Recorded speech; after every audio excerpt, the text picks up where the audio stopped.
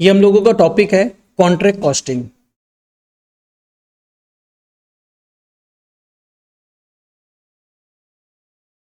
Simple सा easy सा topic है। देखो कॉस्टिंग ना एक्चुअली में सब्जेक्ट नहीं होता, सब्जेक्ट होता कॉस्ट अकाउंटिंग। कॉस्टिंग वर्ड अगर अपने यूज करते हैं ना, कॉस्टिंग वर्ड का मतलब होता है टेक्निक, जो हम लोग कॉस्ट अकाउंटिंग में यूज करते हैं, राइट। तो अब question comes to sir contract costing का मतलब क्या है। देख कॉन्ट्रैक्ट कॉस्टिंग का मतलब ये होता है costing technique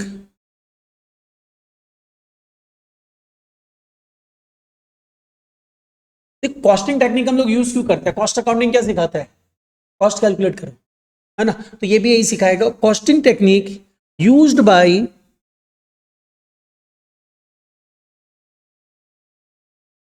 construction organization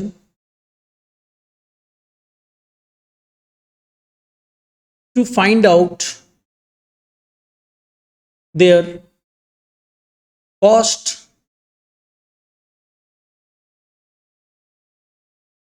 and profit। तो बेसिकली ये टेक्निक कंस्ट्रक्शन ऑर्गेनाइजेशन मतलब कंस्ट्रक्शन कंपनीज यूज करती है।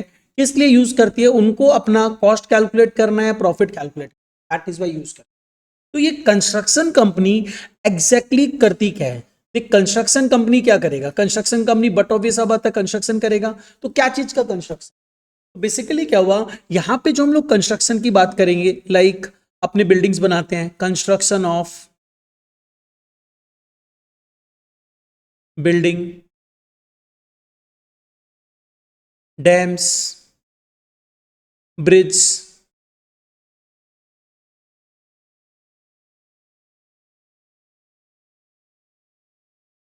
Railways, corridors etcetera. तो इन सब से रिलेटेड इन सब का कंस्ट्रक्शन अगर किया जाए तो इन सब का कंस्ट्रक्शन करने में टाइम तो लगेगा ना। तो अल्टीमेटली जो ऑर्गेनाइजेशन इनका कंस्ट्रक्शन करता है वो कंपनी अल्टीमेटली क्या कर रहा है, प्रॉफिट के लिए तो कर रहा है ना।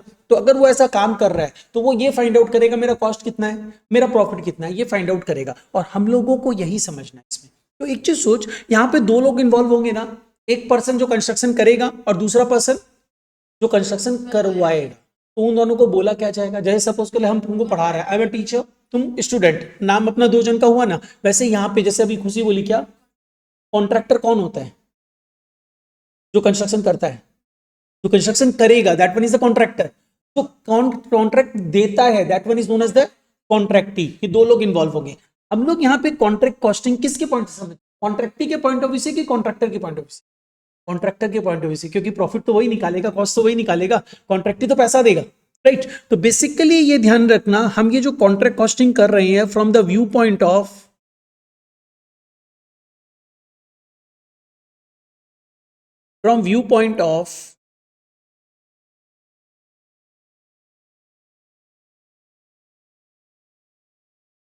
कॉन्ट्रैक्टर कर रहे हैं। अब क्वेश्चन आता है, हम लोग यहां पे लिख ले रहे हैं, कुछ कुछ चीजें नोट्स लेके लिखते हैं। चलो पहले स्टार्टिंग ही करते हैं नोट से। नोट्स नंबर 1,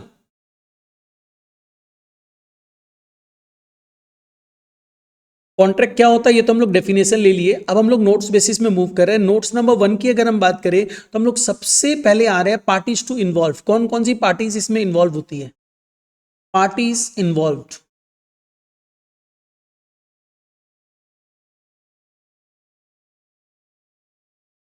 इन कॉन्ट्रैक्ट कॉस्टिंग अगर अपने पार्टीज इन्वॉल्व की बात करें तो देयर आर टू पार्टीज जिसका इन्वॉल्वमेंट यहां होता है।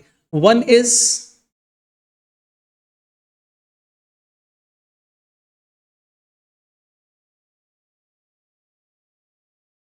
एक रहेगा कॉन्ट्रैक्टर,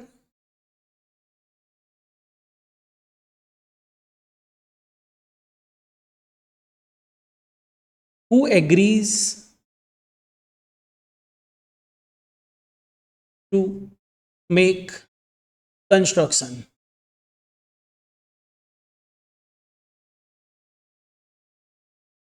फॉर अ प्राइस। वो एग्री करता है हम कंस्ट्रक्शन करके देंगे फॉर अ प्राइस, एंड उस प्राइस को हम लोग क्या बोलते हैं पता है, इस प्राइस को ही क्या बोला जाता है, कॉन्ट्रैक्ट प्राइस। और बट ऑब्वियस बता इसमें रहेगा क्या, कॉस्ट और प्रॉफिट दोनों रहेगा। और दूसरा पर्सन जो रहता है उसको अपने क्या बोलते हैं, who agrees to make construction for a price and that price is known as the contract price. अच्छा, और दूसरा पर्सन होता है कॉन्ट्रैक्टी।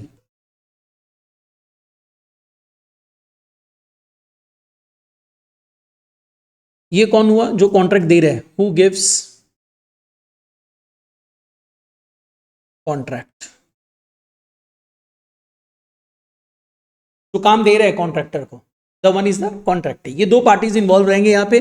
अब क्वेश्चन ये आता है, ये दो पार्टीज तो इन्वॉल्व है, ये तो सही बात है। अब यहाँ पे इस चैप्टर में तुमको करना क्या होगा, अकाउंटिंग करना है ना तुमको। तुम किसके लिए अकाउंटिंग कर रहे हो, कॉन्ट्रैक्टर के लिए। तो कॉन्ट्रैक्टर के लिए अकाउंटिंग करेगा तो तुमको यहाँ पे क्या क्या अकाउंट्स बनाना है। नोट्स नंबर 2, रिक्वायर्ड,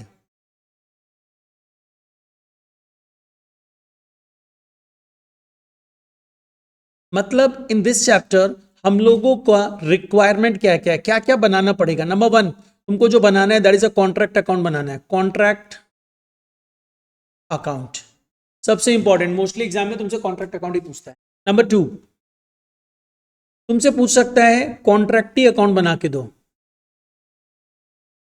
हाँ बैलेंस शीट भी रहता है, कॉन्ट्रैक्टीज अकाउंट पूछ सकता है। नंबर 3 तुमसे पूछ सकता है, एक अकाउंट होता है that is known as the WIP account, work in progress account. Number 4 जो तुमसे पूछा जा सकता है दैट इज बैलेंस शीट। ये 4 चीज तुमसे पूछी मोस्टली जो हम लोगों से एग्जाम में पूछता है, and that is contract account. ठीक है, अब अपने आते ये तो रिक्वायरमेंट है कि ये चीज तुमसे एग्जाम्स में पूछा जा सकता है, जनरली कॉन्ट्रैक्ट अकाउंट पूछेगा। अब इनसे रिलेटेड कुछ स्पेसिफिक टर्म्स है जो जानना जरूरी है। जैसे हम लोग यहाँ पे पहले समझ लिए पार्टीज इन्वॉल्व, कॉन्ट्रैक्टर, कॉन्ट्रैक्टी एटसेट्रा। अब नेक्स्ट छोटे छोटे टर्म्स है जो अपने समझते हैं। Notes number 3। ठीक, इसमें एक चीज तुम लोग को समझ में आ गया होगा, what is contract price. Contract price समझ में आया। कॉन्ट्रैक्ट प्राइस क्या है, जो कंस्ट्रक्शन करने के लिए कॉन्ट्रैक्टर प्राइस चार्ज करता है, the price is known as the contract price.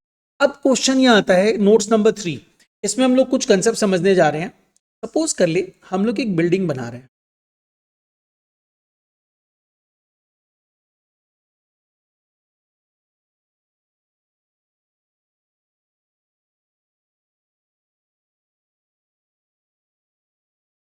जो बिल्डिंग बनाना तो है 10th फ्लोर की। ठीक है, इसमें क्या हुआ, फर्स्ट फ्लोर कंप्लीट हो चुका है, सेकेंड फ्लोर कंप्लीट हो चुका, दिस इज फर्स्ट फ्लोर, मतलब क्या you can say ground floor, ये ग्राउंड फ्लोर है, और ये सपोज कर ले फर्स्ट फ्लोर है। और एक बार हम 10th फ्लोर को थोड़ा सा कम, हाँ ये बना ले ड्राइंग से, दिक्कत है समझ में आएगा इससे। सपोज कर ले ये अपने को 4 फ्लोर की 4 तल्ले की बिल्डिंग बनानी है, बट अभी तक तुम्हारा तो दिख क्या रहा है, कितने तल्ले की बिल्डिंग बनी है, 2 तल्ले की, लेकिन हाँ सॉरी 1 तल्ले की, और इसमें कुछ काम आधा अधूरा ऊपर बढ़ा हुआ दिख रहा है ना। तो बेसिकली क्या हुआ ना, यहाँ पे ये जो पर्टिकुलर वर्क है, कॉन्ट्रैक्टर क्या कर रहा है, तुमसे कॉन्ट्रैक्ट प्राइस चार्ज कर रहा है। कॉन्ट्रैक्ट प्राइस क्या चीज के लिए चार्ज करेगा, पूरा 4 तल्ले की बिल्डिंग बनाने का। लेकिन वो अभी तक जो इसमें क्या होता है, लॉन्ग टर्म कॉन्ट्रैक्ट्स होते हैं, बिल्डिंग बनाने में 3 साल लग गया, तो क्या 3 साल बाद वो पैसा लेगा, नहीं, वो पार्ट पेमेंट लेता रहेगा, राइट। तो पार्ट पेमेंट लेता रहेगा, किस चीज के लिए लेगा, जो काम कंप्लीट हो चुका रहेगा उसके लिए लेगा। तो यहां पे देख तुमको क्या दिख रहा है, यहां पे इस पोर्शन से लेके इस पोर्शन तक, मतलब यहां तक का काम कंप्लीट हो चुका है, और ये जो काम तुमको दिख रहा है इतना सा काम, ये क्या कंप्लीट हुआ है, नहीं। इसका लेकिन कॉस्ट तो लगा है ना सबके ऊपर। सपोज कर ले हम लोगों का टोटल कॉस्ट जो इंकर हुआ है, कॉस्ट की बात कर रहे हैं, टोटल कॉस्ट जो इंकर हुआ है यहां तक जो काम कंप्लीट हो चुका है, काम कंप्लीट को अपने ये बोल सकते हैं वर्क सर्टिफाइड। काम कंप्लीट मतलब क्या, जैसे ही काम कंप्लीट होगा कॉन्ट्रैक्टर जो होगा उसका जो इंजीनियर होगा वो वर्क सर्टिफाई कर देगा, और वर्क सर्टिफाई जैसे ही करेगा कि इतना काम कंप्लीट हो चुका है, कॉन्ट्रैक्टर कॉन्ट्रैक्टी के पास जाएगा कि सर देखिए इतना काम कंप्लीट हो चुका है, तो इतना काम का प्रोग्रेस पेमेंट मुझे दे दीजिए, राइट। तो इसको बोला जाता है, यहां पे ये जो पोर्शन दिख रहा है इसको हम लिख दे रहे हैं वर्क सर्टिफाइड। और वर्क सर्टिफाइड जो हुआ है उसके लिए कॉस्ट, एक तल्ला तक बनाने का कॉस्ट जो लगा है, सपोज कर ले 8 लाख लगा है, तो क्या कॉन्ट्रैक्टर 8 लाख लेगा? कॉन्ट्रैक्टर सोशल सर्विस थोड़ी कर रहा है, वो तो प्रॉफिट इंक्लूड करके लेगा। तो वो इसके लिए जो प्राइस चार्ज कर रहा है, वैल्यू जो चार्ज कर रहा है, वो सपोज कर ले 10 लाख रुपया चार्ज कर रहा है। ठीक है, तो हम लोगों को किसको कंसीडर करना है? कॉस्ट से हम लोगों को यहाँ पे मतलब नहीं है, हम लोग वैल्यू को कंसीडर करेंगे वर्क सर्टिफिकेट। और जो जो ये काम आधा अधूरा है, कॉन्ट्रैक्टर उसको सर्टिफाई करेगा, उसके लिए पैसा देगा? नहीं देगा। तो इसको क्या बोला जाता है? वर्क, हाँ work in progress. Work in progress तो पूरा ही है, जब तक 4 तल्ले का बिल्डिंग नहीं बन जाता प्रोडक्ट, जो 4 तल्ले का बिल्डिंग, तो पूरा ही वर्क इन प्रोग्रेस है। तो इसको बोला जाता है वर्क अनसर्टिफाइड।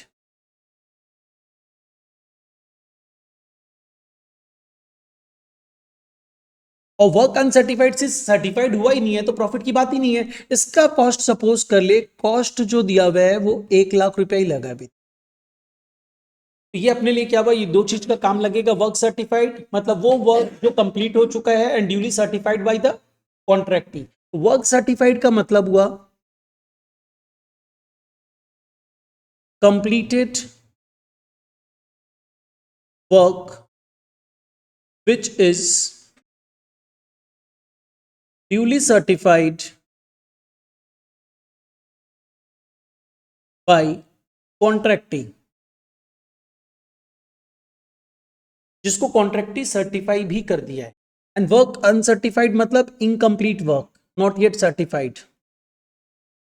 इनकम्प्लीट वर्क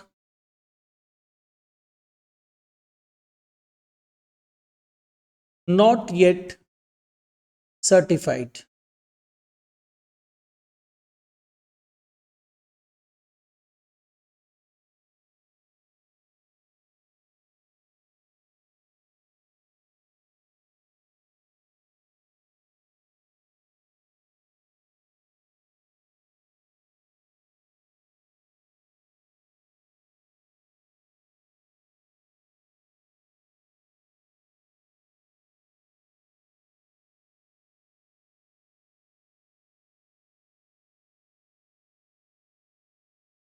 अब एक कंसेप्ट आता है जिसको हम लोग बोलते हैं, यहां तक हो गया ना, कोई दिक्कत नहीं है ना? अब नेक्स्ट पार्ट में अपने आते हैं, नोट्स नंबर 4। हाँ हाँ,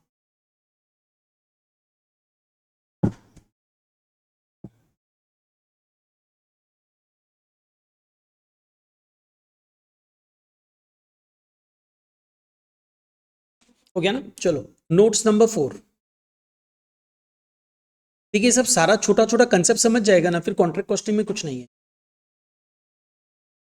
नोट्स नंबर 4। देखिए जो वर्क सर्टिफाइड होगा ना, उसके लिए कॉन्ट्रैक्टर क्या, कॉन्ट्रैक्टी क्या करेगा? कॉन्ट्रैक्टर को 10 लाख रुपया दे देगा। लेकिन पता है, जब भी लॉन्ग टर्म कॉन्ट्रैक्ट्स होते हैं ना, तो कॉन्ट्रैक्टी जो रहता है ना, वो पूरा पैसा नहीं देता। क्यों नहीं देता पता है? तुम काम किया फर्स्ट फ्लोर तक का, तुम कैसा मटेरियल यूज किया है, कैसे वर्कर से काम करवाया है, हमको कहाँ से समझ में आएगा? तो काम करने दिए तुमको, तो हम बेसिकली तुमको बोला A1 क्वालिटी का मटेरियल यूज करना, उसके लिए तुमको हम पैसा दे रहे हैं। लेकिन तुम अगर गड़बड़ क्वालिटी यूज किया होगा तो तुरंत नहीं समझ में आएगा, 3 4 5 महीने बाद समझ में आएगा। तो हम उसको बोलेगा देख तुम तो बोल रहा है 10 लाख का काम हुआ है, 10 लाख का 20% हम रिटेन करके रखें, मतलब तुमको 10 लाख नहीं देंगे, 8 लाख ही। और 20% कब देंगे? 3 महीने बाद देंगे, क्योंकि 3 महीने बाद मेरे को समझ में आएगा काम कैसा हुआ है, तो 3 महीने बाद आके ले जाना। ये सब क्लॉज में पहले से डाला हुआ रहता है, एग्रीमेंट होता है, ठीक है, तो उसमें डाला हुआ रहेगा। उसको बोला जाता है, जो मनी जो कॉन्ट्रैक्टी रिटेन कर लेता है, तो उसको क्या बोलते हैं? Retention money. तो यहां पे आ जाओ, next part,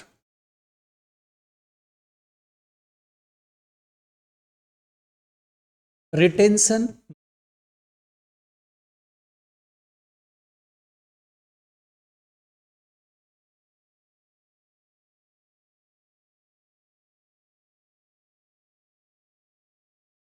amount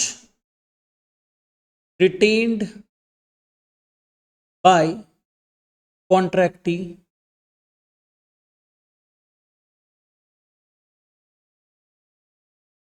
out of contract price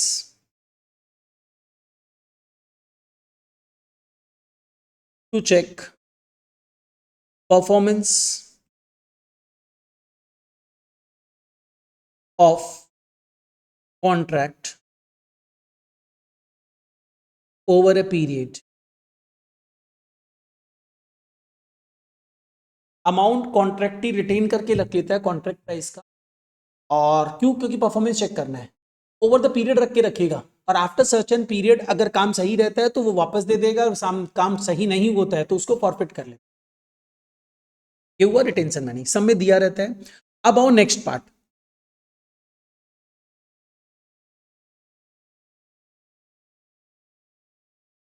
notes number 5।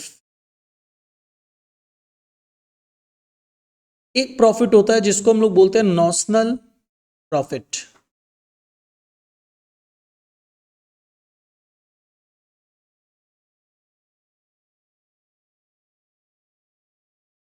Profit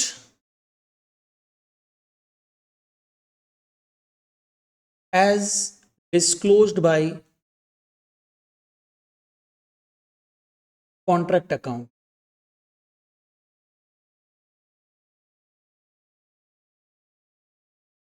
without considering any transfer of profit. कुछ प्रॉफिट ट्रांसफर करना पड़ता है, और विदाउट ट्रांसफर किए, मतलब एकदम अपेरेंटली नॉर्मली अपने कॉन्ट्रैक्ट अकाउंट बना रहे हैं, तो जो प्रॉफिट दिखाई दे रहा है उसको नॉशनल प्रॉफिट बोला जाए। मतलब इन सिंपल वर्ड्स अगर तुम समझना चाहे तो इसको, नॉशनल प्रॉफिट को हम लोग एक्सपेक्टेड प्रॉफिट बोलते हैं। इन इट विदाउट कंसिडरिंग, अच्छा विथ लिख दिया ना, विदाउट है।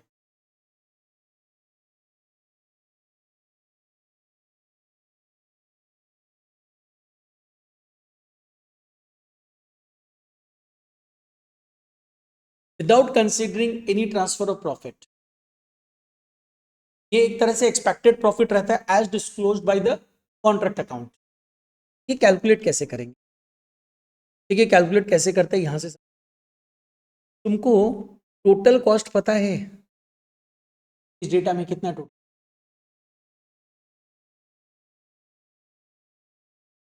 टोटल कॉस्ट दिख रहा है, ये जो डेटा हम दिया है इसमें तेरा टोटल खर्चा कितना लगा? पता नहीं लगा, तो कॉस्ट लगा वही है। टोटल कॉस्ट कितना दिख रहा है अभी? 9 लाख, और तेरे को वैल्यू कितना मिलेगा? 10 लाख। अपेरेंटली तुमको प्रॉफिट कितना दिखाई दे रहा है? That is known as the notional profit. ठीक है, तो नॉशनल प्रॉफिट तुम लोग कैसे निकाला? नॉशनल प्रॉफिट हम लोग निकाले वैल्यू, और इस कॉस्ट को हटा नहीं, वैसे देखा जाए तो प्रॉफिट अपना कितना हुआ है? 2 लाख का हुआ है। यहां से देखना प्रॉफिट कितने का हुआ है? 2 लाख का हुआ है। तो हम लोग क्या करते हैं ना, हम लोग यहाँ पे देखेंगे मेरा टोटल कॉस्ट कितना। टोटल कॉस्ट लगा 9 लाख, इसमें 9 लाख में 1 लाख ऐसा कॉस्ट है जो अभी तक काउंट नहीं किया गया प्रॉफिट के लिए। तो जो कॉस्ट प्रॉफिट के लिए काउंट किया गया, द कॉस्ट इज 8 लाख। जैसे क्लोजिंग स्टॉक अपने हटा देते हैं ना, क्यों? क्योंकि वो भी बिका ही नहीं है। सेम चीज यहाँ पे, जो कॉस्ट अभी तक इंकर ही, मतलब इंकर हो चुका है लेकिन अभी तक प्रॉफिट के लिए काउंट नहीं हुआ, तो उसको हटा दो। तो अपने अल्टीमेटली नॉशनल प्रॉफिट निकालने के लिए क्या करेंगे, अपने पहले बात करेंगे टोटल कॉस्ट कितना लगा, क्योंकि तुमको कॉन्ट्रैक्ट अकाउंट टोटल कॉस्ट देगा। तो हम बता दिया इतना पोर्शन जो है तेरा इनकम्प्लीट है, इसका कॉस्ट इतना है। आप जब कॉस्ट इंकर होगा तो टोटल कॉस्ट ही दिया रहेगा। तो टोटल कॉस्ट तेरे को मिला, सपोज कर ले यहाँ पे कितना, 9 लाख। 9 लाख में 1 लाख ऐसा कॉस्ट है जो तुम कंसीडर ही नहीं करेगा, उसको हटा दो। तो कॉस्ट कितना कंसीडर करेंगे? 8 लाख। 8 लाख में कितना में बेच रहे उसको? 10 लाख में। प्रॉफिट कितना हुआ? 2 lakh, and that is notional. वो सब दिया रहेगा सर। अच्छा देखो, नॉशनल प्रॉफिट पहले समझ लो, कैलकुलेट कैसे करें नॉशनल। हम अकाउंटिंग फॉर्मेट में बता रहे हैं, तुम लोग प्लस माइनस से भी कर सकते हैं, हम लोग अकाउंटिंग फॉर्मेट में ही समझे। ये कॉन्ट्रैक्ट अकाउंट का एक सब पार्ट रहेगा, कॉन्ट्रैक्ट।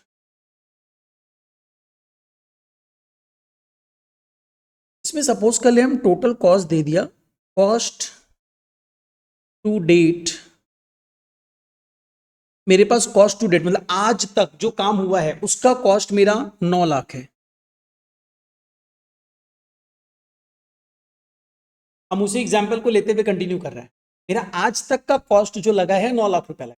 इस 9 लाख में 1 लाख तो क्या है, इनकम्प्लीट पार्ट का है ना। तो वो ये पूरा पार्ट जो भी अभी तक इंकर हुआ है, क्या हम इसको WIP बोल सकते हैं पूरे पार्ट को?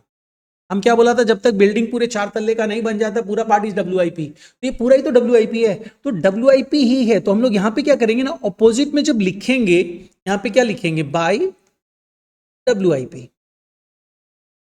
Work in progress. Work in progress को कैरी डाउन करेंगे क्योंकि इसको बैलेंस शीट में लेना रहता है, इसको अभी अपने कैरी कर रहे हैं हम लोग। क्या क्या बता रहे हैं अभी वर्क इन प्रोग्रेस में, मेरे पास क्या है, cost of work uncertified, cost of work uncertified, cost to date, आज तक का कॉस्ट, और बाई इसमें से अपने कॉस्ट जो 1 लाख रुपए हटाना था ना, उसको वही क्लोजिंग स्टॉक करके ट्रेडिंग से कॉस्ट नहीं हटाते हैं, वही चीज यहां पे करे, बाई WIP डैश दे के लिख दे cost of work uncertified which is 1 lakh. अब देख, तुमको अगर देखा जाए तो कॉस्ट कितना दिखाई दे रहा है, 9 लाख माइनस 1 लाख, 8 लाख दिखाई दे रहा है। अब तुम यहां पे क्या डाल देगा, अपना सेल्स डाल देगा, सेल्स भी तो ट्रेडिंग के क्रेडिट में डालते थे, बस नाम लिखने का तरीका अलग है। अब यहां पे हम लोग क्या लिख देंगे, डैश दे के value of work certified which is 10 lakh ना। तो देख यहां पे तुमको क्या मिला, टू नॉशनल प्रॉफिट कितना मिला, 2 लाख। मतलब अगर तुम प्लस माइनस करके नॉशनल प्रॉफिट निकालना चाहे तो वो फॉर्मूला भी तुम समझ ले, तुम क्या करेगा पता है, cost of work uncertified plus value of work certified minus cost to date, कर सकते हैं। यही तो करे ना, देखिए क्या इन दोनों को प्लस किया, इसमें से माइनस किया, तुमको ये मिल गया। ठीक,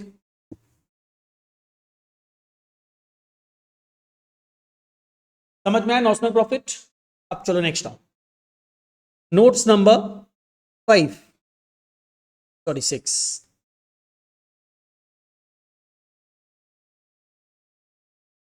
नोट्स नंबर 6, इसमें हम लोग जा रहे हैं, देख ये जो पर्टिकुलर नॉशनल प्रॉफिट है ना, ये नॉशनल प्रॉफिट हम लोग कंसीडर नहीं करते, तो हम लोग अकाउंटिंग प्रॉफिट में करते।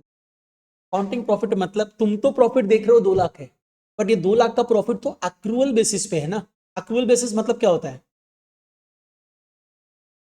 तो अर्न कर चुके हैं बट मिला नहीं है, बट कॉन्ट्रैक्ट कॉस्टिंग में अपने जो प्रॉफिट काउंट करते हैं ना, वो कैश बेसिस पे काउंट करते हैं। तो नॉशनल प्रॉफिट जो होता है वो एक्रूअल बेसिस पे होता है, तुम कमाए हो इतना,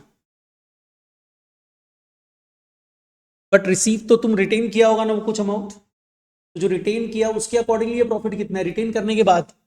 तो सपोज कर ले तुम्हारा कॉन्ट्रैक्ट 20% रिटेन कर लिया, तो तुमको मिला कितना, 80%। तो प्रॉफिट जो है, प्रॉफिट भी तो ये जो निकला हुआ प्रॉफिट है वो तो 100% के बेसिस पे निकला हुआ है, तो 80% के बेसिस पे कितना होना चाहिए, 1,60,000 होना चाहिए, तुमको वो प्रॉफिट कंसीडर। ठीक है, तो उसको हम लोग नाम देते हैं अकाउंटिंग प्रॉफिट, अकाउंटिंग प्रॉफिट।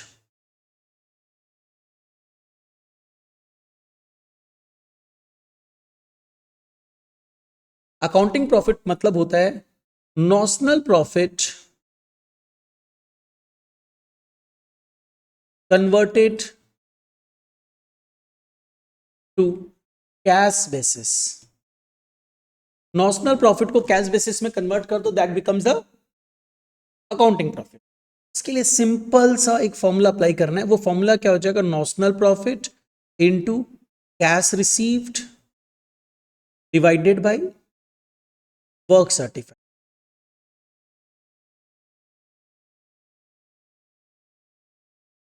ये एक तरह से देखा जाए तो क्या पता चलेगा पता है, अमाउंट जो कितना पोर्शन तुमको मिला आफ्टर रिटेंशन। जैसे फॉर एग्जांपल 10 लाख का वर्क सर्टिफाइड था, तुमको वो 10 लाख नहीं दिया, 20% रख लिया, तो 20% रख लिया तो दिया कितना, 8 लाख। तो 8 लाख जो दिया, 8 लाख वर्क सर्टिफाइड का कितना परसेंट था, 80% ही तो था। तो वही चीज निकल रहा है, फॉर्मूला बेस पे बता दिया। तो फॉर्मूला अप्लाई कर सकते हैं, notional profit into cash received divided by work certified. तो हम लोग ये फॉर्मूला अप्लाई कर सकते हैं, कर सकते हैं, ये करना ही पड़ेगा तुमको। अब ये अकाउंटिंग प्रॉफिट जो है उसका कुछ पोर्शन अकाउंटिंग स्टैंडर्ड बोलता है, अकाउंटिंग स्टैंडर्ड 7 बोलता है जो प्रॉफिट तुम कमाए हो ना, ये प्रॉफिट पूरा पीएल में नहीं जाएगा, क्योंकि अभी तक तो काम कंप्लीट ही नहीं हुआ है, सकता कुछ गड़बड़ हो जाए, तो कुछ प्रॉफिट तुम पीएल में ट्रांसफर कर सकते हो, उसके लिए रूल्स है, वो रूल्स याद रखना। तो नेक्स्ट आओ notes number 6, sorry sorry 7, notes number 7। हाँ हाँ वो लोग हैं, वो लोग को तो रहना जरूरी है, उन्हीं लोग के लिए तो करवाया जा रहा है। चेरी एंड याशिका तुम लोग क्लास में हो ना, और मतलब जाग रहे हो ना? Okay. Portion of profit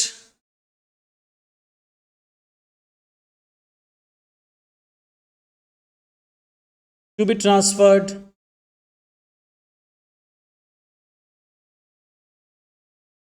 to PL.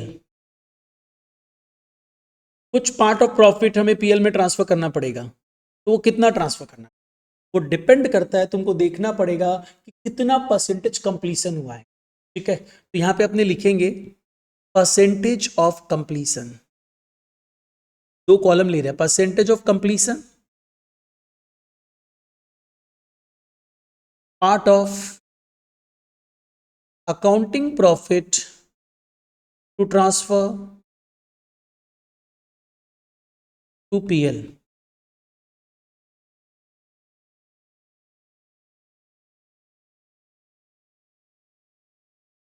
तो देख, अगर तुम्हारा percent part of accounting profit transfer to PL,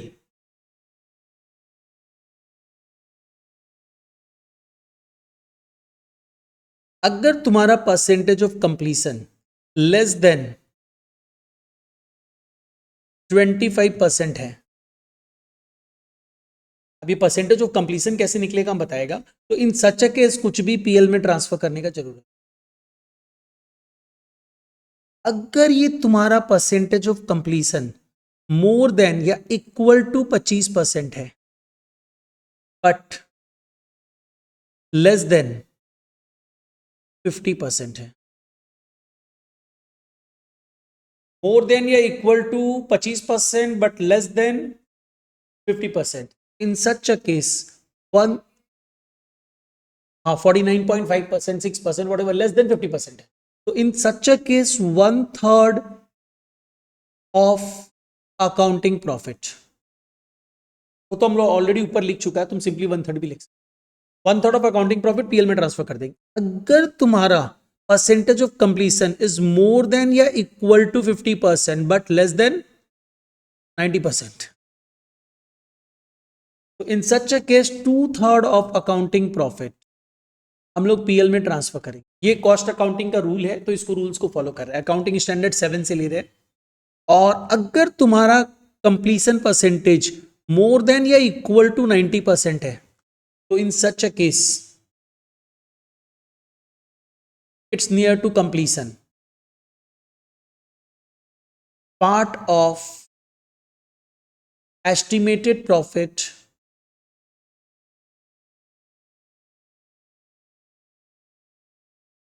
to be transferred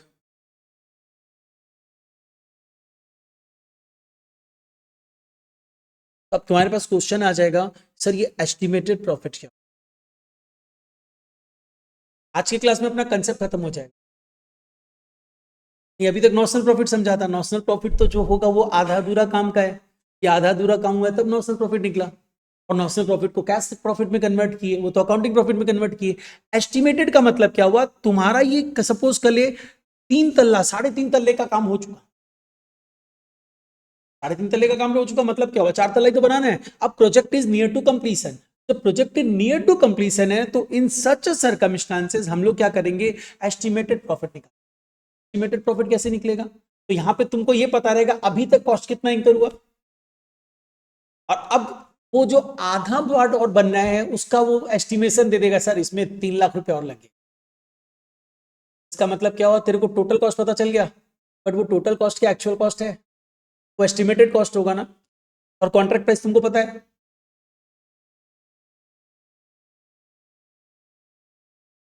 हाँ कम, तभी तो एस्टिमेटेड है, तभी तो एस्टिमेटेड है, बाद में एक्चुअल बेसिस पे प्रॉफिट निकलेगा, अभी तो अपने एस्टिमेटेड कर रहे हैं। तो एस्टिमेटेड प्रॉफिट हम समझाना चाह रहे हैं क्या, सपोज के लिए हम लोग ये 4 तल्ले का बिल्डिंग बनाने का प्लान किए, और भूमि कॉन्ट्रैक्टर है, ये कॉन्ट्रैक्टर ये क्या 3 तल्ला क्या 4 तल्ले तक का काम कर दी पूरा, थोड़ा बहुत रूफ ये सब बनाना, उसमें थोड़ा सा ऊपर में मंदिर बनाना था, वो सब बचा हुआ है। तो ये बोली सर कॉन्ट्रैक्ट पूरा कंप्लीट है मोरलेस, अब जो काम बचा है उसमें 5 लाख रुपए और लगेगा। तो अल्टीमेटली अभी तक कॉस्ट कितना लगा, ये कॉस्ट थोड़ी बताएगी मेरे को, ये कॉस्ट अपने लिए एस्टिमेट की कि अभी 5 लाख रुपए और लगेगा, और अभी तक लग चुका है 15 लाख, मतलब टोटल कॉस्ट कितना है 20 लाख। नहीं 20 लाख तो देख ये एक्चुअल में, जैसे अभी ये क्वेश्चन की 5 लाख रुपए तो एस्टिमेटेड है ना, वो 5 लाख 4 लाख भी लग सकता है, 3 लाख भी लग सकता है और 8 लाख भी लग सकता है।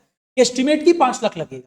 अब अल्टीमेटली क्या हुआ, इसका टोटल अपने टोटल कॉस्ट तो नहीं बोल सकते ना, टोटल एस्टिमेटेड कॉस्ट कितना है, पूरा बिल्डिंग बन के रेडी हो जाएगा 30 लाख और कॉन्ट्रैक्ट प्राइस हम लोग ले रहे हैं 30 लाख, तो अल्टीमेटली एस्टिमेटेड प्रॉफिट कितना है 10 लाख। तो ये एस्टिमेटेड प्रॉफिट निकले। तो यहां पे अपने आते हैं एस्टिमेटेड प्रॉफिट कैसे निकालेंगे। याशिका समझ में आ रहा है ना, याशिका कुछ बोल नहीं रही है, उसको समझ में नहीं आ रहा, राइट ना याशिका, गुड मॉर्निंग। अच्छा देख, एस्टिमेटेड प्रॉफिट का मतलब होगा contract price minus cost to date plus estimated further cost.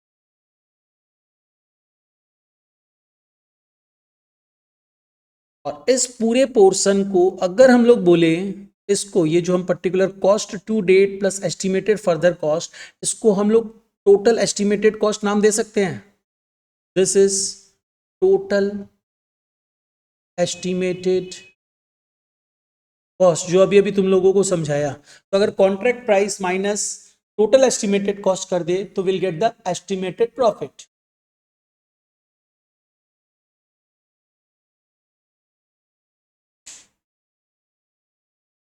अब इसका देखो, यहां इस केस में अगर मोर देन 90% या इक्वल टू 90% कंप्लीशन है तो तुम 2/3 1/3 ट्रांसफर नहीं करेगा, तुम क्या करेगा, जो एस्टिमेटेड प्रॉफिट है उसका पार्ट ट्रांसफर करेगा। इतना करेंगे, यहां पे भी आ जाओ, बस अभी थोड़ा सा समझ के लोग सम्स में चले जाएंगे तो तुम लोग इजीली और अच्छे से देख कितना ट्रांसफर करना है। प्रॉफिट टू बी ट्रांसफर्ड, अगर प्रॉफिट टू बी ट्रांसफर्ड में जाएं तो हम लोग यहाँ पे क्या फॉर्मूला अप्लाई कर सकते हैं, हम लोग फॉर्मूला अप्लाई कर सकते हैं estimated profit into cash received divided by contract price. This is the best formula, इसी को यूज करना चाहिए। Otherwise cash receive by contract price वो भी तो कैश बेसिस में कन्वर्ट कर दिए एस्टिमेटेड प्रॉफिट। नहीं नहीं, कितना प्रॉफिट तुम ट्रांसफर करेगा, कॉन्ट्रैक्ट प्राइस तो दिया रहेगा, तुम निकालेगा कैसे, कॉन्ट्रैक्ट ने तुम्हारे साथ एग्रीमेंट में डालेगा इस बिल्डिंग को बनाने का 30 लाख देंगे। अरे जैसे तुम लोग यहाँ पे क्या किया, नॉशनल प्रॉफिट को कैश प्रॉफिट में कन्वर्ट किया ना, तो हम लोग क्या किए, यहाँ पे एस्टिमेटेड प्रॉफिट को कैश प्रॉफिट में कन्वर्ट कर।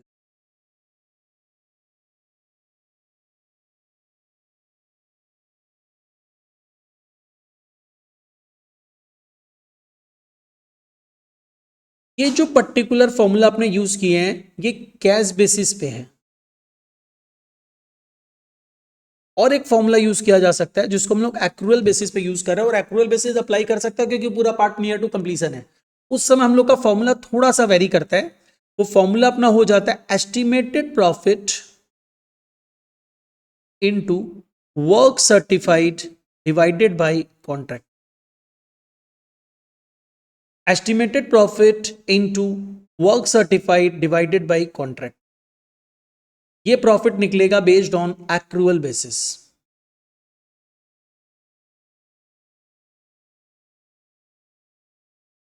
जनरली हम लोगों को फर्स्ट फॉर्मूला यूज करना है, बट बता दिया, तुम लोग कहीं कुछ दूसरा सम देखिए वहां पे डिफरेंटली यूज किया हो तो तुम लोग को कंफ्यूजन ना हो, हम लोग ऐसा भी कर सकते हैं, ये पता रहे। आई थिंक यहां तक कोई प्रॉब्लम नहीं है ना। अब हम लोग सीधा सम में मूव करेंगे, लेकिन उसके पहले कॉन्ट्रैक्ट अकाउंट का फॉर्मेट बताते हैं, फिर कुछ कुछ कंसेप्ट और है जो कल की क्लास में समझ। तो नेक्स्ट आ जाओ नोट्स नंबर 8।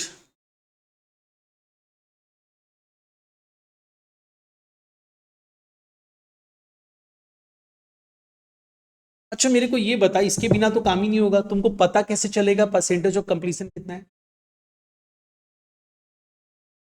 कैसे पता चले। सपोज करो तेरे को बताया 30 लाख का कॉन्ट्रैक्ट है, ठीक है, पूरा कॉन्ट्रैक्ट 30 लाख का है कॉन्ट्रैक्ट प्राइस, और तुम जो काम अभी कंप्लीट किया और जो कॉन्ट्रैक्ट सर्टिफाई कर दिया वो 10 लाख की है। तुम कितना परसेंट कंप्लीट हुआ है, 10 lakh divide by 30 lakh into 100, यही तो होगा ना।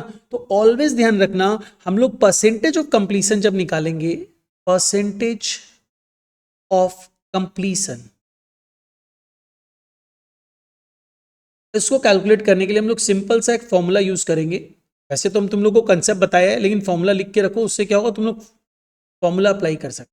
क्या फॉर्मूला हो जाएगा यहाँ पे, बोल, work certified divided by contract price into 100, पता चल गया परसेंटेज। अब अपने आ जाओ, एक चीज और समझ लो, यहाँ पे जो तुम लोग बात किया सारा प्रॉफिट प्रॉफिट का ही बात किया, लॉस भी तो हो सकता है। लॉस के केस में क्या करेंगे, जैसे प्रॉफिट के केस में इतना कहानी है, लॉस पूरा पीएल में ट्रांसफर होता है। In case of loss transfer immediately that loss to the PL account. तो ये छोटा सा कहीं हम लोग लिख लेते हैं,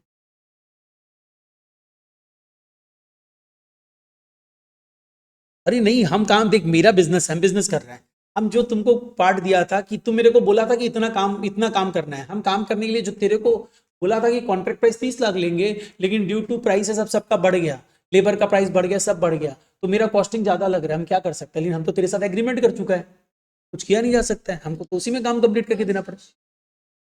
हाँ, कंस्ट्रक्शन के बीच में बढ़ गया, उसके लिए क्या होता है ना, एग्रीमेंट में तुम लोग को वो भी बताएगा नेक्स्ट क्लास में, एक एस्केलेशन क्लॉज होता है, तो एग्रीमेंट में वो क्लॉज डालना, हम नहीं डाला, बढ़ेगा तो हम भी बढ़ाएंगे अपना कॉन्ट्रैक्ट, डाल देता है, लेकिन क्या होगा, एकेडमिकली तेरे को बोल दे नहीं डाला था, तब क्या करेगा, तो तुमको तो सम तो करना है, तो उन सच केस लॉस हो सकता है, बहुत रेयर सिचुएशन है, क्योंकि कभी भी कोई एस्केलेशन क्लॉज के बिना काम नहीं करेगा।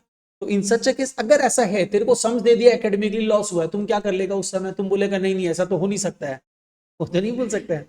अगर नहीं नहीं, अगर लॉस हो, transfer that immediately to the PL.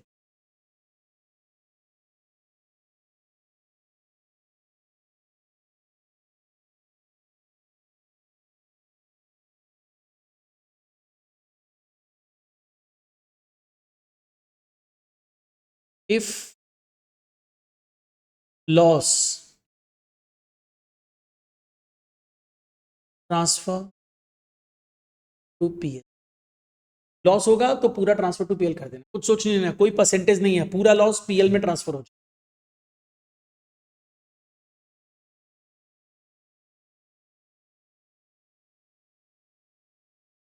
Done, यहां तक समझ में आया। अब हम लोग सीधा मूव करेंगे notes number 9, and that is the format of contract account.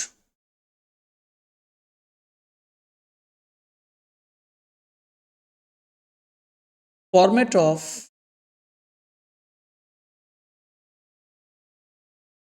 Contract account.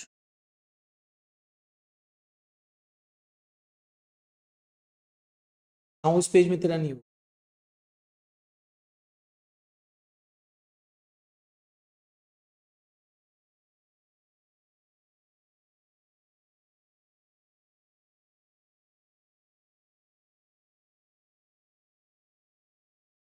में हम लोग क्या करेंगे ना, अभी जो सम करेंगे ना, वो तुम लोग का जो सीसीएफ में पूछा हुआ है ना, वही वाला सम।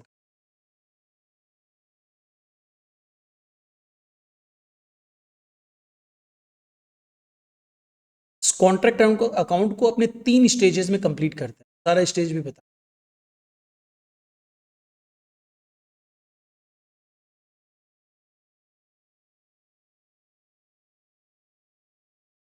ये हम लोग थ्योरी पढ़ रहे हैं ना, थोड़ा थोड़ा लग रहा होगा, जैसे कंसेप्ट समझ जाएगा।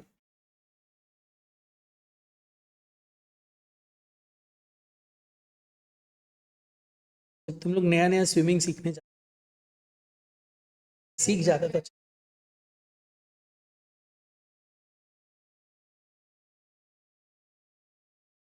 कॉन्ट्रैक्ट अकाउंट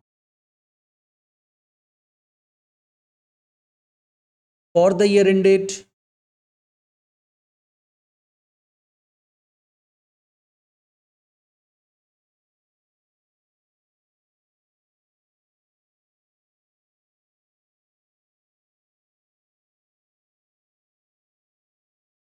एक डेबिट में सारा खर्चा दिखाना है।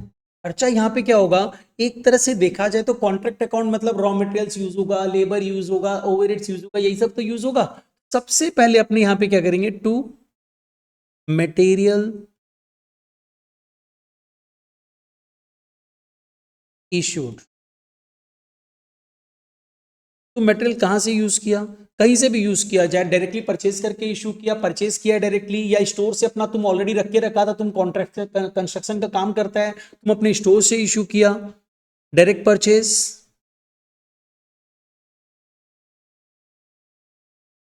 या फ्रॉम स्टोर्स। बट ये तो तुम इशू किया है ना। याद है तुम लोग कॉस्ट शीट में क्या करता था, मटेरियल्स कंज्यूम्ड निकालता था, एक्चुअली में तो कंजम्पशन लेना है ना। कंजम्पशन लेने के लिए क्या करें, जो मटेरियल्स डिस्ट्रॉयड हो गया उसको हटा दो, जो मटेरियल रिटर्न कर दिए, यूज नहीं हुआ बिल्डिंग बनाने में, उसको भी वापस भेज देंगे स्टोर्स में, उसको भी हटा दो। कुछ मटेरियल्स तुम स्क्रैप हो गया उसको भी हटा दो, ये सबको हटाना पड़ेगा ना। तो या तो तुम कैलकुलेट करो, कैलकुलेट नहीं करना है तो यहाँ पे ऑपोजिट में डाल दो, कर सकते हैं। तो यहाँ पे अपने क्या करेंगे, by material returned by material destroyed. Destroyed जो होगा किस प्राइस पे लेंगे, कॉस्ट प्राइस पे लेंगे, और इसको ट्रांसफर कहां कर देंगे, इसको देखा जाए तो ट्रांसफर करेंगे, नुकसान है ना डिस्ट्रॉयड हो गया तो इसको कहां ट्रांसफर करेंगे, ट्रांसफर टू पीएल। और कुछ मटेरियल्स मेरा बचा हुआ रह गया, तो बचा हुआ रह गया उसको क्या बोलेंगे भाई, मटेरियल्स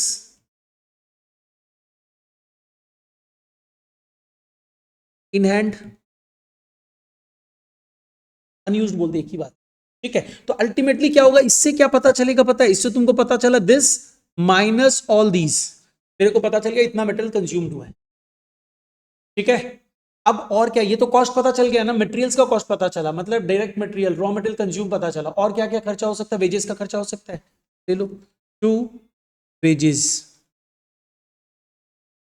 वेजेस जो है वो हम 10 लाख रुपया पे किए और 2 लाख रुपया आउटस्टैंडिंग है, तो कितना कंसीडर करें, 12 लाख। अरे आउटस्टैंडिंग भी तो मेरा खर्चा तो लग ही चुका है ना, आउटस्टैंडिंग भी ले लेंगे, अब प्रीपेड होता तो लेस कर देते हैं।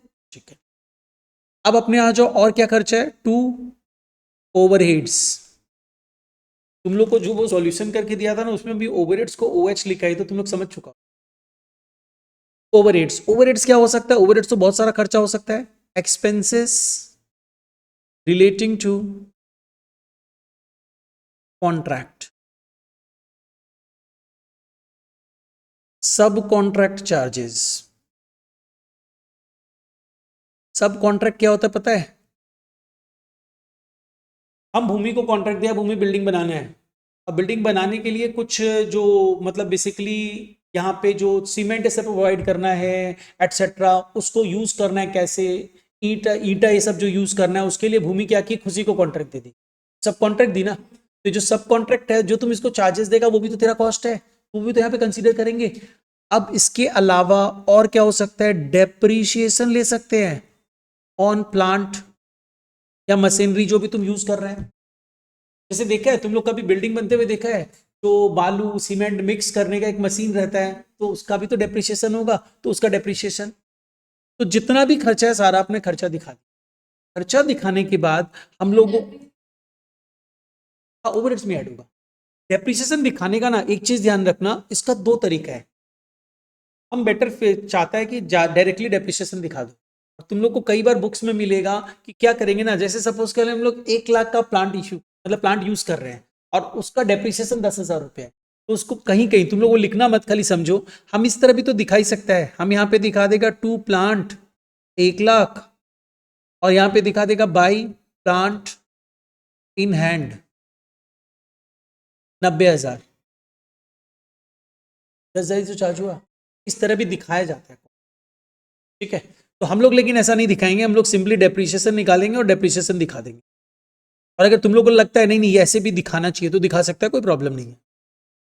ठीक है, अब अपने आ जाओ, और क्या करना है, सब तो खर्चा ले लिए, खर्चा लेने के बाद हम लोग के पास जो बचेगा उसको हम लोग क्या बोलेंगे, भाई देख ये सारा कॉस्ट ही तो है, इतना सारा कॉस्ट इंकर हुआ, ये यूज नहीं हुआ तो इसको हटा दिए, तो अल्टीमेटली कॉस्ट मिल गया ना, पहला स्टेप कंप्लीट हो गया, यहां से मेरे को मिल जाएगा by cost to date carried down, जो अभी अभी तुम लोग एक जगह कॉस्ट टू डेट कंसीडर किया था, इसको क्लोज कर देंगे। डबल अंडरलाइन से क्लोज नहीं करेंगे, डबल अंडरलाइन मतलब कंप्लीट हो चुका है, कंप्लीट नहीं हुआ है अभी।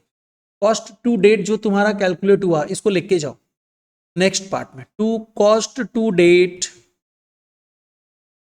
Brought down.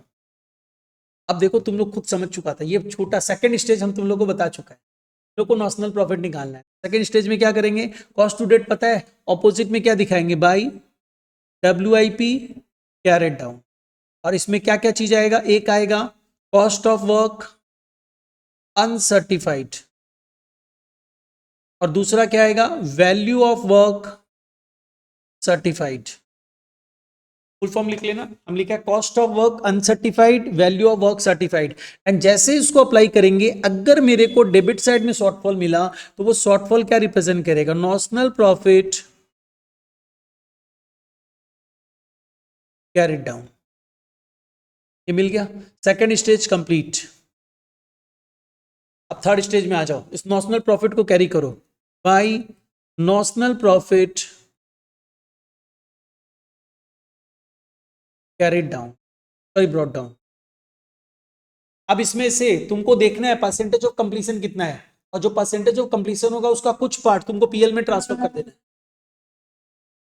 तो पीएल में नॉशनल प्रॉफिट, नॉशनल NOTI किस साइड में,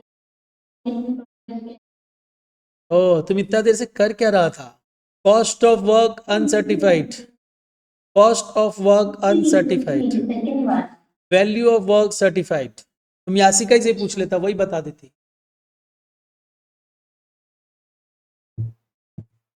वैल्यू ऑफ वर्क सर्टिफाइड,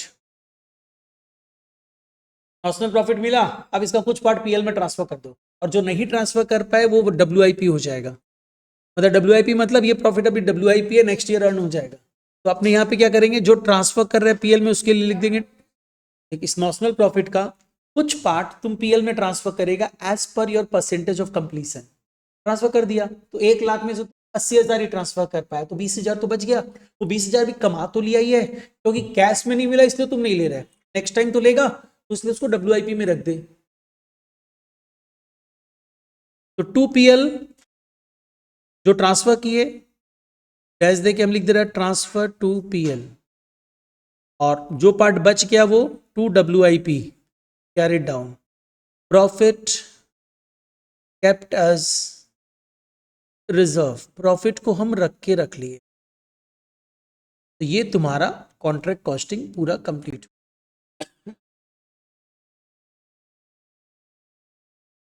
तो अब डबल अंडरलाइन करके क्लोज।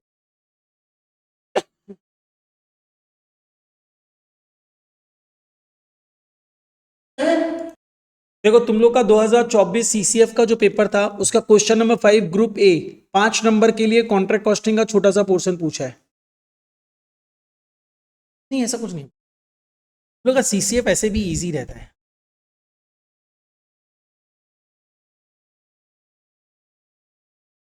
देख इसमें क्या क्या दिया हुआ है, हम लोग पूछा क्या, सबसे पहले ही आता है, बोल रहा है कितना प्रॉफिट तुम PL में ट्रांसफर करोगे ये बताओ, and the value of WIP बताओ। तो प्रॉफिट जो ट्रांसफर करना है उसके लिए 2 नंबर देगा, WIP के लिए 3 नंबर देगा।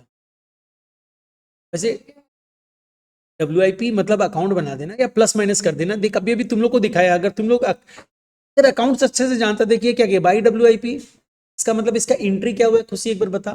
ये तो लेजर है एक तरह से, in WIP account debited to contract, और इस WIP के लिए क्या एंट्री हुआ है, contract account debited to WIP। तो अकाउंट बना देना, WIP की वैल्यू मिल जाएगा, भी कर लेंगे अपने। देखो इसमें पहला क्वेश्चन क्या दिया है, बोल रहा भाई तुम बताओ प्रॉफिट कितना ट्रांसफर होगा PL में और WIP क्या होगा। तो हम लोगों को क्या क्या दिया गया है, टोटल कॉन्ट्रैक्ट दिया हुआ है। हम सबसे पहले क्या करना चाहिए, अगर प्रॉफिट कितना ट्रांसफर होगा PL में, उसके लिए मेरे पास कुछ कुछ चीजों का रिक्वायरमेंट है। पहला देखना पड़ेगा परसेंटेज ऑफ कंप्लीशन कितना है, पहले वही निकाल लेते हैं, लोग सॉल्व करते हैं। 2024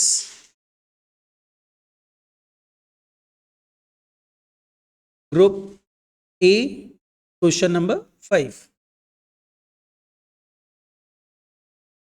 सबसे पहले अगर ये लोग बोलता है कि भाई कितना प्रॉफिट पीएल में ट्रांसफर करेंगे, तो मेरे को देखना पड़ेगा परसेंटेज ऑफ कंप्लीशन कितना है, परसेंटेज ऑफ कंप्लीशन, उसी से पता चलेगा कितना अमाउंट पीएल में ट्रांसफर करना है।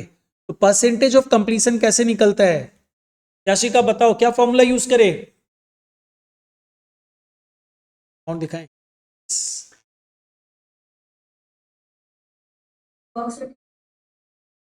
Very good, work certified divided by contract price. Work certified formula तो लिख दे पहले, work certified divided by contract price into 100। अब ढूंढो वर्क सर्टिफाइड है कितना, कॉन्ट्रैक्ट प्राइस तो दिया हुआ है 5 लाख है, व्हाट अबाउट वर्क सर्टिफाइड, इससे पता चलेगा कि तुम लोग का बेसिक ऑफ मैथमेटिक्स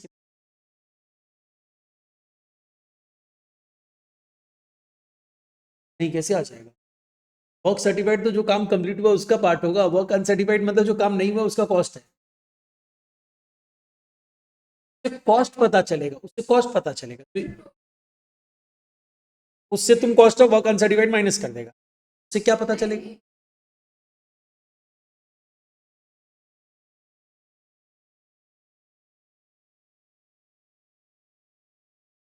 वो भी है, हाँ तो उसको हटा दे, तो उससे पता चलेगा cost of work certified, cost मिलेगा, मेरे को कॉस्ट से मतलब ही नहीं है। देखो तुम लोग को हम थोड़ी देर पहले बताया था, हमको कॉस्ट ऑफ वर्क सर्टिफाइड से कोई लेना देना नहीं है, हम लोग को मतलब किससे है, वैल्यू ऑफ वर्क सर्टिफाइड।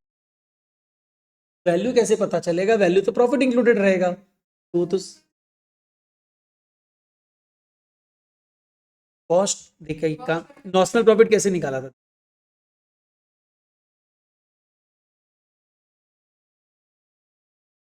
हाँ दिया हुआ है, दिया हुआ है, ठीक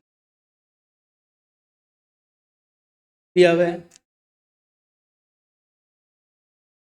कैसे आ जाएगा, वो तो चाहिए। एक बार इसको देखो, ये क्या रिटेंशन कुछ बताया था हम शायद,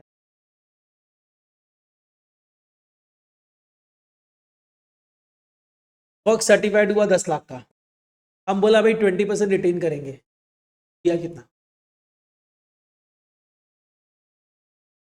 के ऊपर सारा कहानी, इसीलिए हम बोला देखो, बता तो आंसर बता। अच्छा तुम क्या बोल रहे हो, बता क्या कंसेप्ट बोल,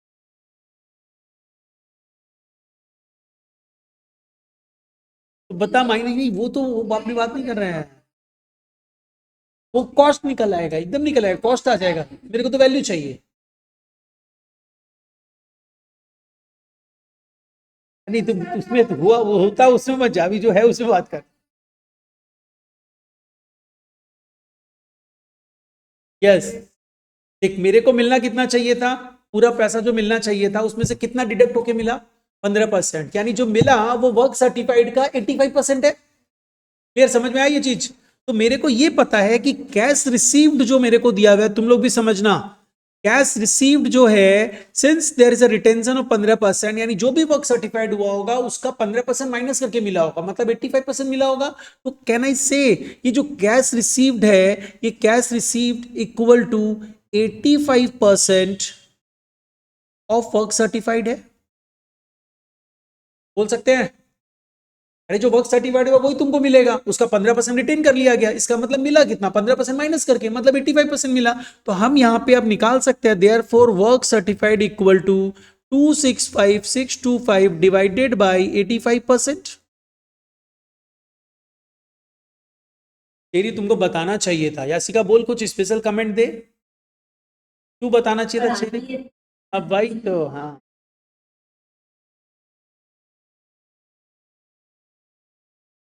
2500, 3,12,500। चलो वर्क सर्टिफाइड मिल गया, अब वर्क सर्टिफाइड मिल गया तो तुमको तो पता चल गया परसेंटेज ऑफ कंप्लीशन क्या है। चलो अब वहां पे मूव करते फॉर्मूला में, समझ गया ना सब कोई, तेरी यासिका समझ में आ गया।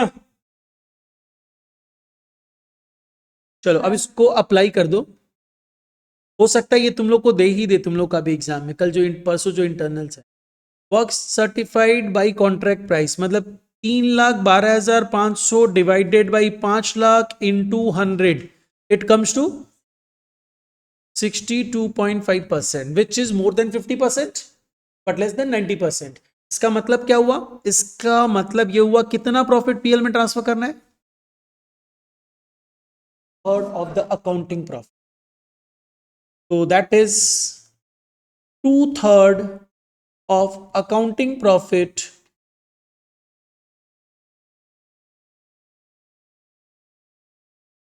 to be transferred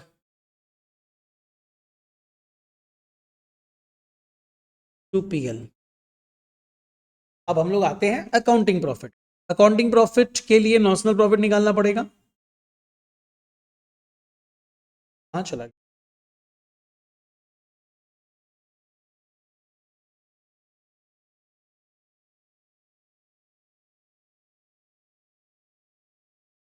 को फॉर्मूला लिखा था जबकि अपने को तो सम्स के साथ में लिखना है.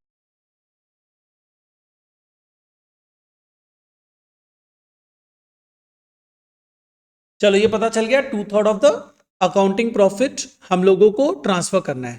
तो अब उसके लिए हम लोग नेक्स्ट पार्ट में मूव ऑन करेंगे कि भाई नॉशनल प्रॉफिट कितना है. विदाउट विच तो काम नहीं हो सकता है. नॉशनल प्रॉफिट तुम लोग निकाल सकता है ना. नॉशनल प्रॉफिट जो फॉर्मेट बनाया था टी फॉर्म में वही बना लो ना. नॉशनल प्रॉफिट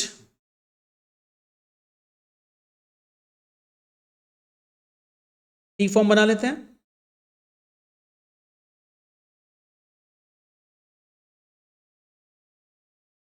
इसमें यहां पे क्या दिखा दें? By WIP carried down. लिखना पड़ेगा. और ऊपर में हाँ कॉन्ट्रैक्ट अकाउंट लिख दे. नहीं भी लिखेगा तो चलेगा क्योंकि अपने को तो नहीं कुछ नहीं लिखना है. ये तो वर्किंग का पार्ट है. यहां पे आ जाएगा cost of works uncertified. Work uncertified बस. हाँ ये पूरा लिख देना. शॉर्ट फॉर्म मत लिखना. कॉस्ट ऑफ वर्क अनसर्टिफाइड कितना है? 12,500. और वैल्यू ऑफ वर्क सर्टिफाइड कितना है? अभी अभी हम लोग कैलकुलेट किया है 3,12,500. टू कॉस्ट टू डेट कितना है दिया हुआ है विच इज ₹287,500. 287,500. तो यहां पता चल गया नॉशनल प्रॉफिट.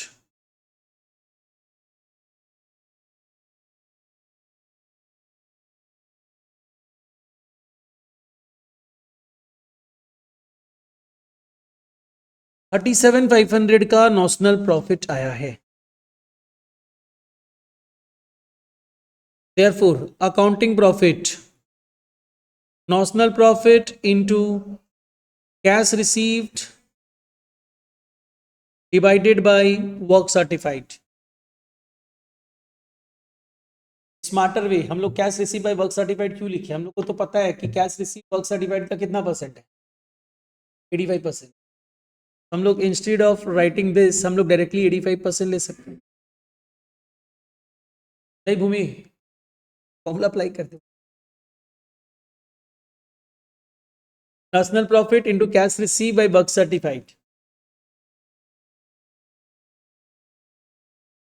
Cash received 265,625.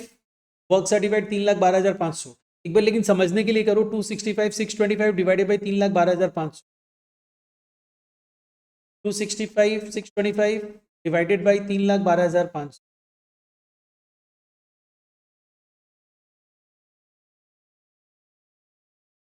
2.85 मतलब 85%. यही होगा. अच्छा अब आओ इससे मेरे को अकाउंटिंग प्रॉफिट पता चल गया.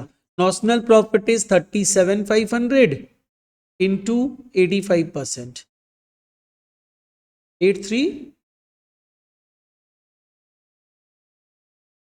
नहीं कैसे पॉसिबल? 85% तो इससे कम होगा. ज्यादा कैसे बना? 31,875. 83. तुमको भी कोई सुनाई दे मतलब ये गलत बोली. 31875. ठीक है ये बात पता चल गया. अकाउंटिंग प्रॉफिट इसका 2/3 ट्रांसफर करना है ना. बस इसका 2/3 ट्रांसफर कर दो. बट कुछ कर नहीं सकते. इंपॉर्टेंट चैप्टर है ये. करना अभी 2-3 सम्स करने के बाद तुम लोग को अच्छा लगने लगे.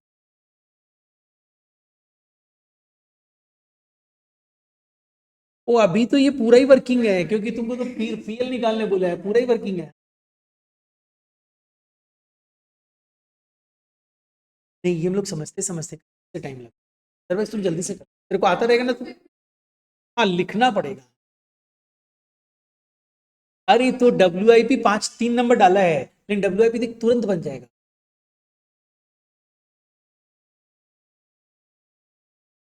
हो गया ये part. Profit to be transfer to PL is 318,754 2/3। अरे ये तो फिक्स है ना, 2/3 of the notional accounting profit, तो accounting profit is this one, का 2/3 ट्रांसफर कर देंगे PL में। Accounting profit into 2/3, 10,625।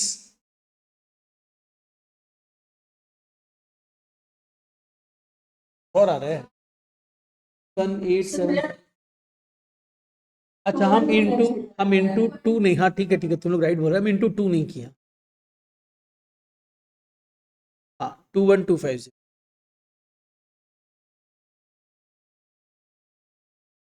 बोल बोल।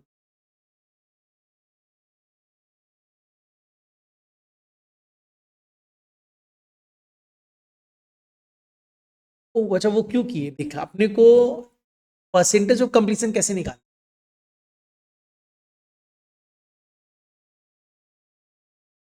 वर्क सर्टिफिकेट मतलब जितना काम अप्रूव हो चुका है, डिवाइडेड बाई जितना का काम मिला हुआ था, तो कितना कंप्लीट हुआ हो, तो जितना काम तुमका अप्रूव किया उससे पता चलेगा। तो हम लोग देखे work certified divided by contract price into 100।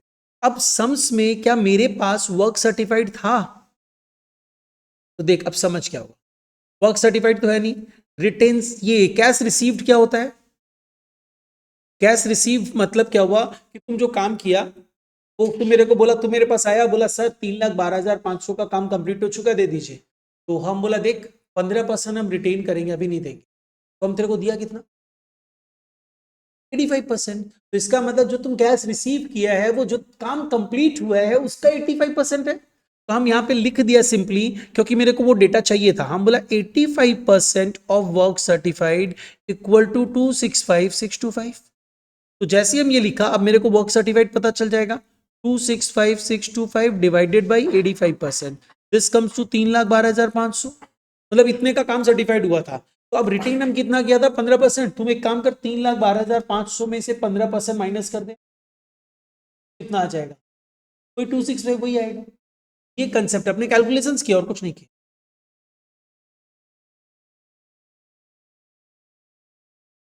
क्योंकि अब यहाँ पे अपना कॉस्ट अकाउंटिंग स्टैंडर्ड बोलता है, तुम जो काम कंप्लीट किए हो उसके अकॉर्डिंगली प्रॉफिट PL में ट्रांसफर कितना तो 1/3 ट्रांसफर करते हैं। तो हम लोग यहाँ पे चेक किए, भाई मेरा काम तो कंप्लीट 62.5% हुआ है, तो हम इसीलिए लिख दिया 2/3 of the accounting profit transfer करेंगे। अब अकाउंटिंग प्रॉफिट निकालो, तो पहले हमको नॉशनल प्रॉफिट निकालना पड़ा, नॉशनल प्रॉफिट को कैश प्रॉफिट में कन्वर्ट करना पड़ा, अकाउंटिंग प्रॉफिट आया, उस अकाउंटिंग प्रॉफिट का 2/3 ट्रांसफर कर दिए, डन।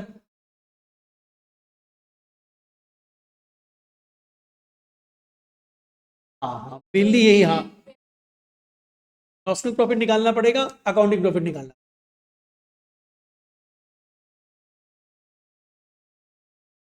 यासिका एंड चेरी समझ में आ रहा है, चीटिंग करवा पाओगे स्कूल में कॉलेज में बच्चों लोग को।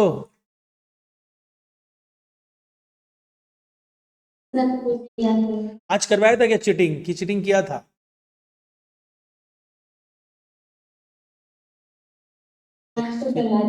करवा दिया, क्यों प्रोसेस कॉस्टिंग करवा देना, फिर यार ये अभी दो सम करना, अपने आप याद हो जाएगा कि ये होता है। फॉर्मेट और कुछ नहीं है, जो फॉर्मेट दिया ना सब चीज उसी के अंदर होगा। चलो अब नेक्स्ट आओ, इसके बाद क्या पूछा था, WIP ना।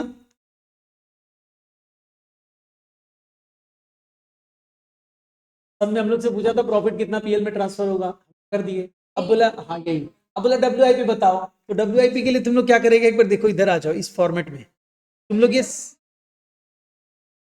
सेकंड स्टेज और थर्ड स्टेज, हाँ तो नहीं नहीं सेकंड, हाँ सेकंड और थर्ड बना दे तो काम हो जाएगा। हाँ, तो ये WIP इधर वाला और इधर वाला WIP, दो पता कर लो, हो जाएगा काम। तो ये WIP तो तुम पता कर चुका ऑलरेडी, देख ये देखो, ये रहा ये रहा, यही तो है। इसी को एक स्टेप कंटिन्यू कर दे। इसी को एक स्टेप हम कंटिन्यू कर दे रहे हैं।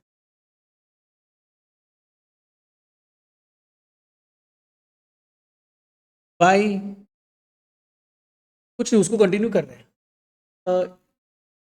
वो अकाउंट तो बना नहीं रहे अपने, इसमें खाली शेडिंग में दे, मतलब नॉर्मली रफ ही है। By notional profit brought down, कितना था नॉशनल प्रॉफिट? 37,500। इसमें हम लोग क्या करें, कुछ पार्ट पीएल में ट्रांसफर करना है। कितना पीएल में ट्रांसफर कर रहे हो पता है तेरे को? देख, 21,250 पीएल में ट्रांसफर है, तो जो बैलेंस बचा वही तो डब्ल्यूआईपी है, प्रॉफिट केप्ट एज रिजर्व। कितना डिफरेंस? 16,250। तुमसे डब्ल्यूआईपी पूछा है, तुम डब्ल्यूआईपी अकाउंट बना दे या प्लस माइनस करके निकाल। हाँ तो ठीक है, बस नॉर्मल लिख देते हैं। वैल्यू ऑफ डब्ल्यूआईपी कितना होगा बता? नहीं, डब्ल्यूआईपी क्रेडिट में भी तो पड़ा था ये, दिस माइनस दिस करना पड़ेगा ना। यहाँ पे भी तो ये डब्ल्यूआईपी है। हाँ हाँ, इसी का अकाउंट, या तो अकाउंट बना दिया प्लस माइनस कर दे। हाँ कर सकते, अपने वो इसी स्टेप को कंटिन्यू कर सकते थे। नहीं, डब्ल्यूआईपी अकाउंट तो अलग बनेगा, तो कॉन्ट्रैक्ट अकाउंट है, तो अकाउंट ही बना देते हैं। लो देखो, अकाउंट में तुम लोग क्या करेगा, कर रही, घर जाके वापस से देखना, समझना। ये तो हाँ हाँ, नहीं नहीं, तो ये अरे सम, तो ये सम ही पूछा है तुमसे, रफ वर्क में सम पूछा है। बस तुम पढ़ाई कर रहा है कि गाना सुन रहा है? अरे गाना कहाँ सुन रहा है, जैसे तो गाना का।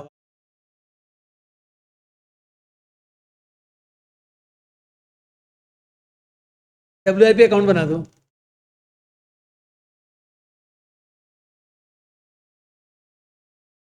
अब यहाँ पे हम लोग तेरी को कुछ नहीं बोलेंगे कि तुम पढ़ाता है इसलिए तुमको बताना चाहिए, नॉर्मल तुम लोग को अकाउंट्स आता है इसलिए तुम लोग को एक एंट्री बताना चाहिए। यहाँ पे इससे रिलेटेड एंट्री क्या हो रहा है, डब्ल्यूआईपी अकाउंट डेबिटेड टू, ये कौन सा अकाउंट था? Contract account. तो एंट्री क्या हो रहा है, डब्ल्यूआईपी टू कॉन्ट्रैक्ट। यहाँ पे पोस्ट करो WIP account debited to contract, लेकिन थोड़ा सा लिख देना, कॉस्ट ऑफ वर्क अनसर्टिफाइड और वैल्यू ऑफ वर्क सर्टिफाइड, वही चीज कॉपी पेस्ट मार देना। तो कॉस्ट ऑफ वर्क अनसर्टिफाइड था 12,500 और वैल्यू ऑफ वर्क सर्टिफाइड था 3,12,500। और इसके बाद देखो एक अकाउंट, ये भी तो कॉन्ट्रैक्ट अकाउंट का ही पार्ट था।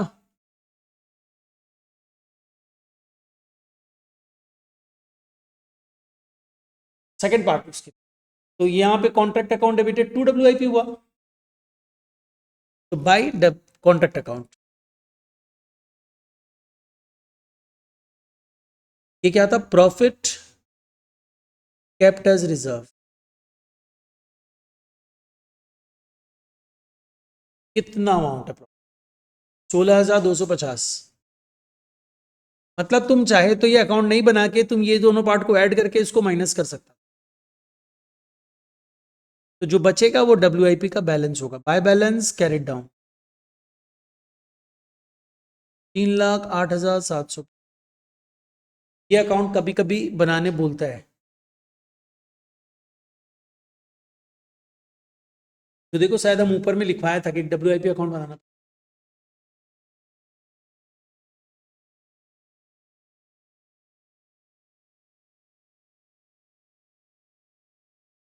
ओ नहीं नहीं, मेन पार्ट एक ये है, this one is the main part, क्योंकि ये पूछा है, जो पूछा जाता है वो मेन पार्ट होता है, और उसके बाद मेन पार्ट अपना सिर्फ ये है, प्रॉफिट, बस ये।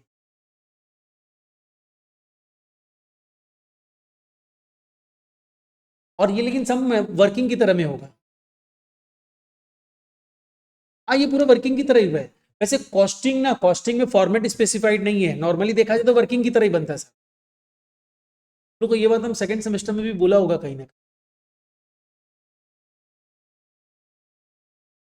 5 नंबर हो गया अपना। अब नेक्स्ट आते हैं एक 15 नंबर। अब हम लोग आते हैं 15 नंबर में।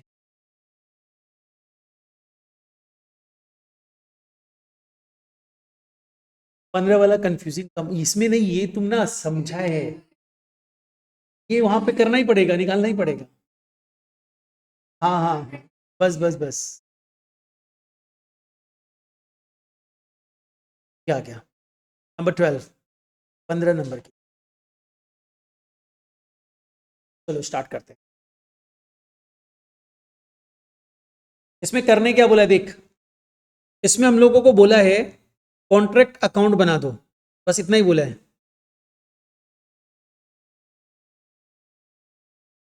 फॉर द ईयर एंडेड 31 मार्च 24, बहुत सारा डेटा तुमको दे दिया है। कॉन्ट्रैक्ट प्राइस गिवन है। सबसे पहला पार्ट हम लोग क्या करने वाले हैं, फॉर्मेट बनाने वाले कॉन्ट्रैक्ट अकाउंट का। ये मेन पार्ट तो वही है, तो उसको स्टार्ट कर देते। क्वेश्चन नंबर 12,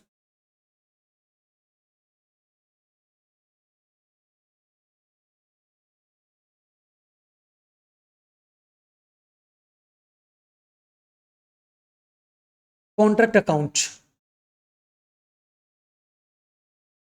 देख चेरी, ये दो सम अच्छे से करके चला जाएगा ना, तुम कॉन्ट्रैक्ट अकाउंट अच्छे से, कॉन्ट्रैक्ट कॉस्टिंग अच्छे से कर देगा। और प्रोसेस तो तुम ऑलरेडी बहुत अच्छे से कर ही चुका है, चैंपियन है तुम उसमें। यस, प्रोसेस को इंपॉर्टेंट चैप्टर में है। तुम लोग ये जो दो चैप्टर अभी स्टार्ट किए ना, दोनों चैप्टर इंपॉर्टेंट चैप्टर, पूछेगा ही, उससे कहीं जा नहीं सकता। हाँ तो इंटरनेट से भी छोटा छोटा पूछेगा, पूछेगा तो ही। और थोड़ा बहुत तो ये लोग चीटिंग भी कर सकता है, ऐसे का चीटिंग कर लेगा ना। नहीं, आज वो लोग चीटिंग करवाया है। भाई ये लोग बोल रहा है कि तुम लोग 5 नंबर के लिए चीटिंग किया होगा, ऐसा मत करो, चीटिंग करवाया है ना। और इंडियन इकोनॉमी का क्या किया? वो दोनों किए, वो चीटिंग किया। दोनों।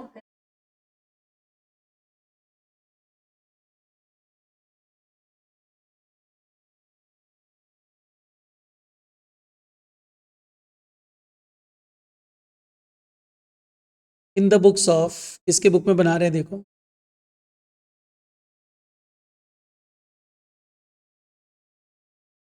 In the books of AB limited, because AB Limited started a contract on 1st June 23.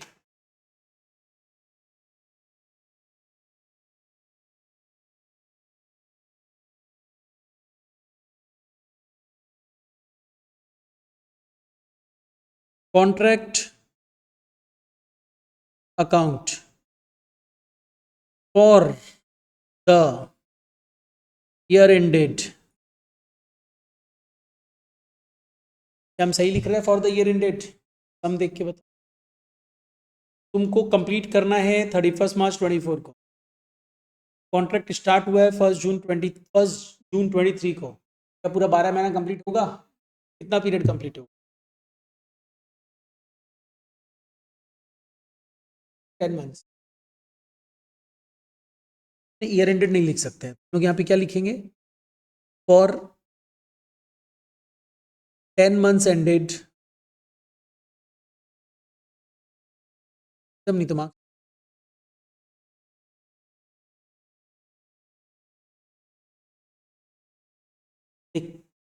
Technically काटना चाहिए।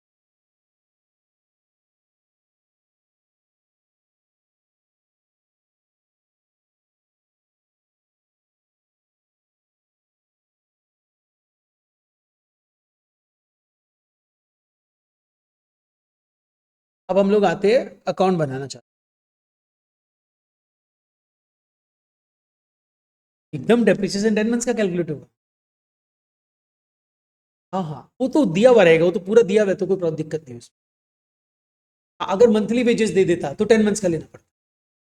अच्छा, अब देख क्या बोल रहा है, मटेरियल इशूड फ्रॉम स्टोर्स, तो इसको कहां दिखाना चाहिए? To material issued. अमाउंट कितना है? 2,25,000। पहला पार्ट एकदम इजीली कंप्लीट कर लो, कॉस्ट टू डेट निकाल दो पहले, उसके बाद कुछ और देखेंगे, सारा डेटा डालना है। उसके बाद अपने क्या करेंगे, next part materials at site, बचा हुआ है मटेरियल्स, तो क्या करें इसको, बाई ना, बाई मटेरियल एट साइट। कितना अमाउंट गिवन? That is 12,000। फिर क्या बोल रहा है, कुछ रिटर्न भी कर दिए, इसको भी दिखा दो, बाई मटेरियल्स रिटर्न्ड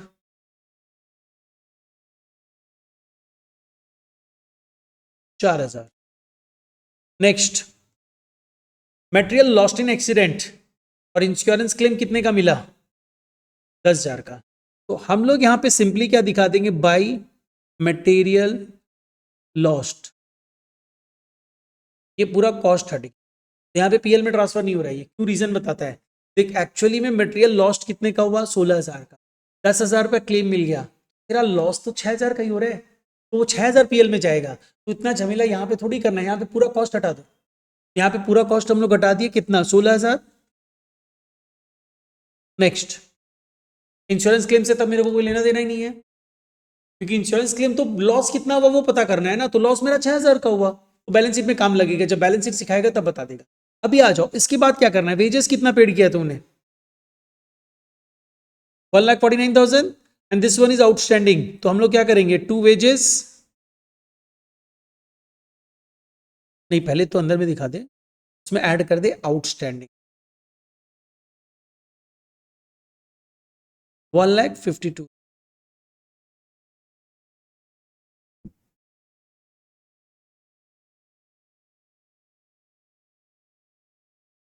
इसके बाद क्या करना है, देख सारा डेटा हम लोग कॉपी कर लिए हैं। अब बचा क्या, plant issue to site at WDV, तुम 60,000 का प्लांट इशू किया, कुछ हायर चार्जेस दिया है प्लांट का, तो प्लांट जो इशू किया उसका तो डेप्रिसिएशन निकलेगा, तो डेप्रिसिएशन वाला पार्ट खत्म कर देते ना पहले ही। तो अपने प्लांट 60,000 का इशू किए थे, पीछे भी कुछ इंफॉर्मेशन है,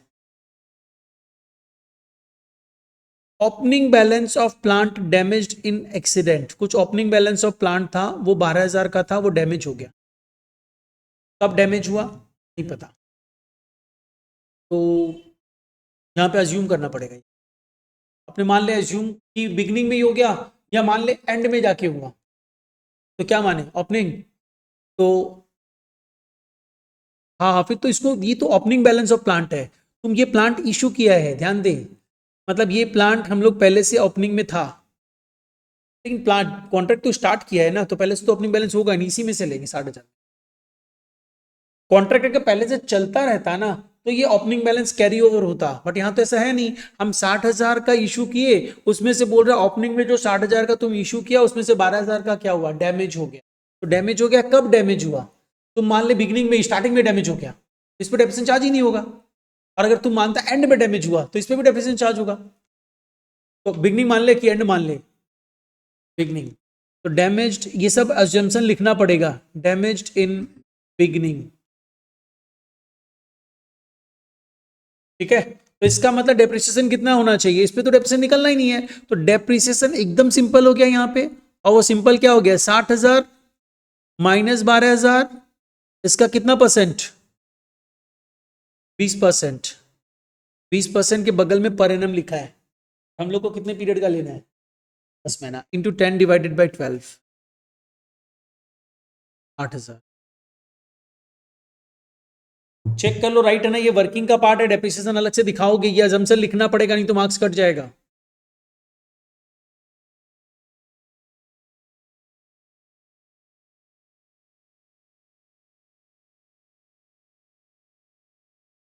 ठीक है, चलो इस डेप्रिसिएशन को दिखा देते हैं,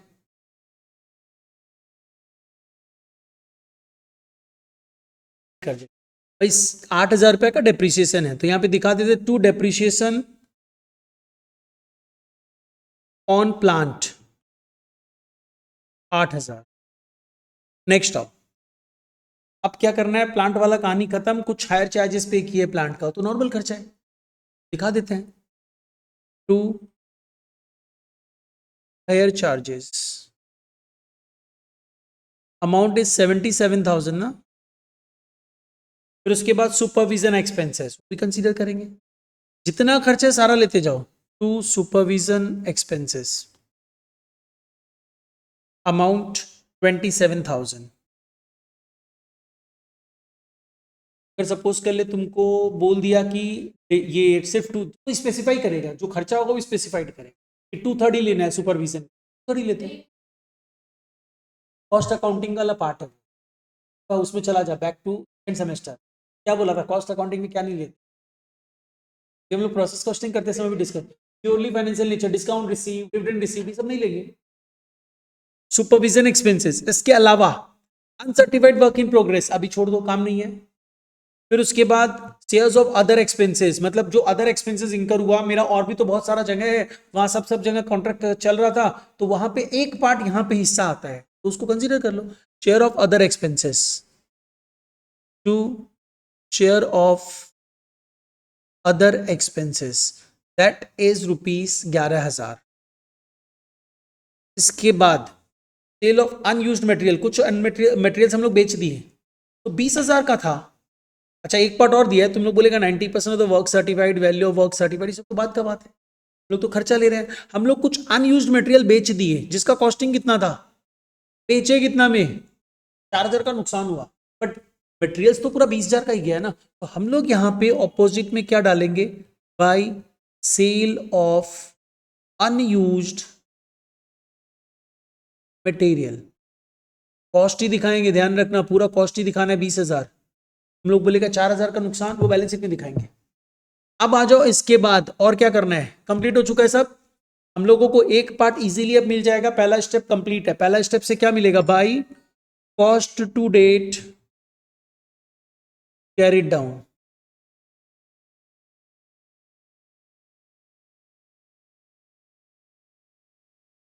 ₹5,00,000। ये तो हो गया। अब इसको कॉस्ट टू डेट को लेके जाओ। अब तुम लोग जो पहले सम में किया था ना, पूरा वहां तक पहुंच चुका है। Cost to date brought down, this is 4,48,000,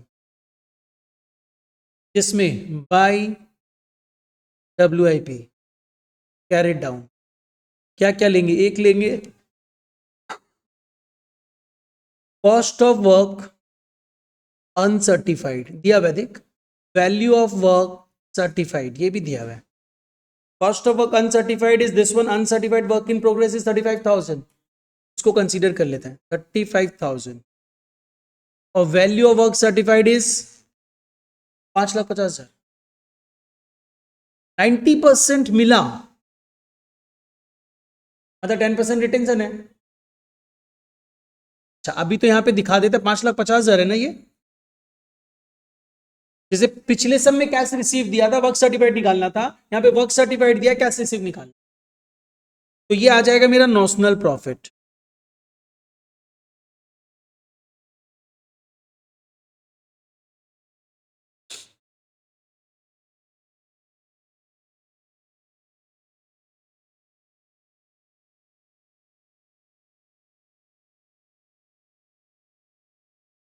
$5,85,000, 1,37,000, इसको कैरी डाउन करेंगे, जो ब्रॉट डाउन कर रहे हैं। अब पिक्चर थोड़ा क्लियर हो रहा हो। अब इसको ब्रॉट डाउन करो, by notional profit brought down 1,37,000, इसका कुछ पार्ट PL में ट्रांसफर करना है और कुछ पार्ट WIP में रखना है, जिसको बोलते हैं केप्ट एज रिजर्व। प्रॉफिट को रिजर्व में रख के रखे, प्रॉफिट केप्ट एज रिजर्व। इसके लिए मेरे को पता करना पड़ेगा परसेंटेज ऑफ कंप्लीशन कितना है।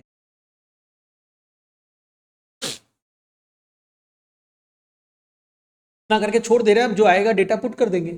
अब वर्किंग्स में आ जाओ। पहला वर्किंग, परसेंटेज ऑफ कंप्लीशन कितना है,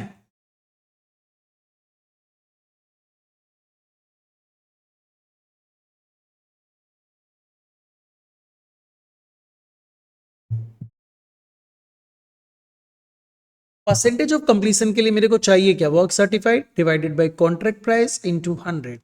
मेरे पास वर्क सर्टिफाइड है 5.5 लाख, कॉन्ट्रैक्ट प्राइस है क्या 10 लाख,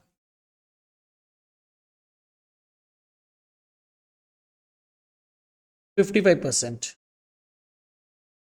55% मतलब क्या हुआ, more than 50% but less than 90%, 2/3 transfer, that is 2/3 of accounting profit to be transferred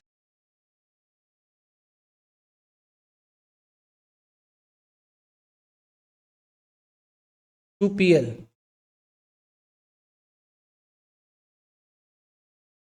निकालो तो accounting profit,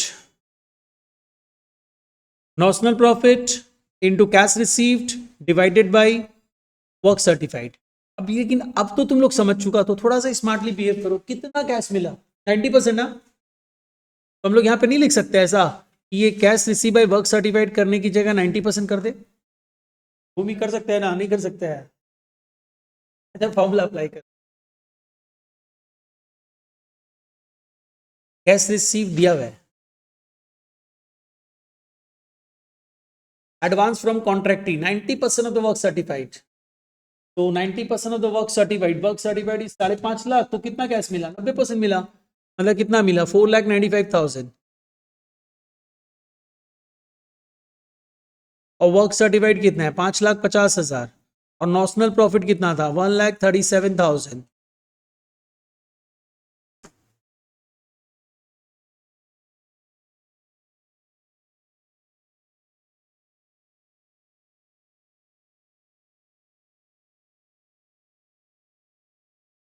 Therefore, profit to be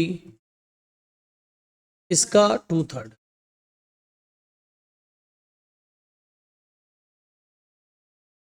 80 to 200 हो गया सम कंप्लीट।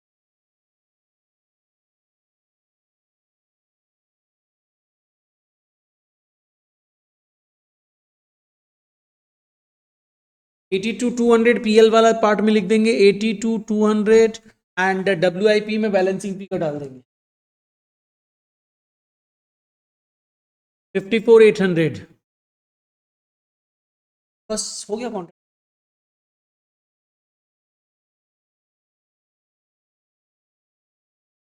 शेरी एंड यासी का समझ में आया? हाँ सर, कुछ यस, सब कुछ कुछ के लिए ज़्यादा अच्छे से समझने के लिए वापस से रिपीट कर लेना, रिपीट द प्रोसेस, समझ में आ जाएगा। ओके, आज हम लोग और कुछ नहीं कर रहे हैं, अब कल कंटिन्यू करेंगे।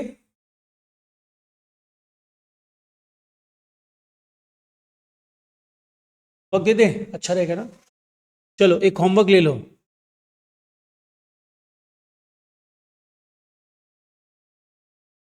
सर पे दिया ही नहीं ना, ये भेज दीजिएगा। तुम्हारे पास स्टडी मैट है? ये वाला भी दिया है। अरे ये जो सेकंड सेमेस्टर, एक तो तुम लोग पहला नंबर क्वेश्चन करना, पेज नंबर 97, क्वेश्चन नंबर 1।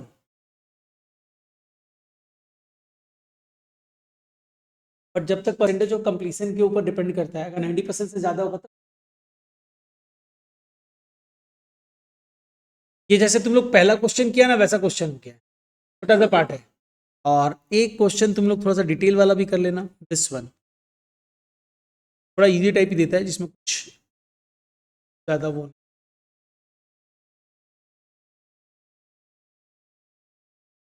लो इसको करो, 2007 का सम है, ये 2 सम करके रखना, एक कल हम लोग क्लास